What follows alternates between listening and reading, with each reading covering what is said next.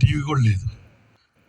ఈరోజు హిందువుల కన్నా క్రైస్తవులు బాగా పాడు చేసేసి అసలు టీవీలో దూరిపోయి తలకాయ పెట్టేసి ఆ దీప ఒళ్ళో పడుకుంటున్నారు. వెళ్ళి నరకంలో దీప వాళ్ళు జుట్లు పట్టుకోవటం గ్యారంటీ. జుట్లు పట్టుకుని కొట్టుకుంటారు. నీ వల్లే నా బతుకుపోయింది.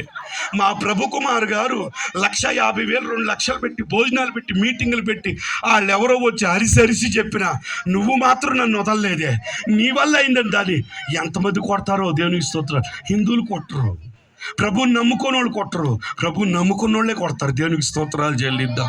నీ వల్లే నా బతుకు పాడైపోయింది. దాన్ని నువ్వు జయించాలి అంటే ఎవరి ఆత్మతో నువ్వు నింపబడాలి, ఎవరి ఆత్మ నిన్ను ఆవరించాలి. జనులందరిపైన అంటే ఆయన ఆత్మని ఏం చేస్తాడంట? కొమ్మరిస్తాడు. ఏమన్నా ఒక మాట వినండి, మన ఆత్మతో దేవుని ఆత్మ పెనవేసుకుందనుకో, ఇంకా మన కాళ్ళు ఎవరి కాళ్ళు తెలుసా? యేసయ్య కాళ్ళు. మన చేతులు ఎవరి చేతులు తెలుసా?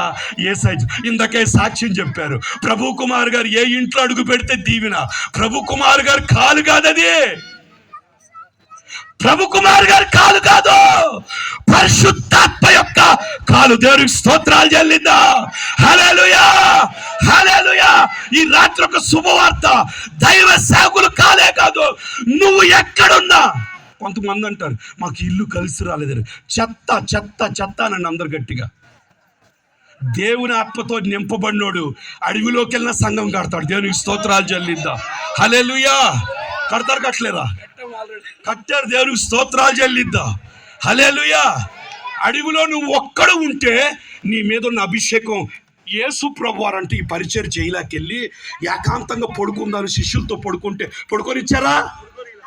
అది మన అభిషేకం. దేవునికి స్తోత్రాలు చెల్లిద్దా. అటువంటి కృప మీ మీదకి వచ్చును గాక. హల్లెలూయా.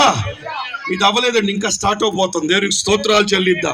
ఇంకా బలంగా దేవుని కార్యాలు మీ పట్ల చేయబోతున్నాడు. రాబోయే రోజులు బలంగా దేవుడు వాడుకోబోతున్నాడు.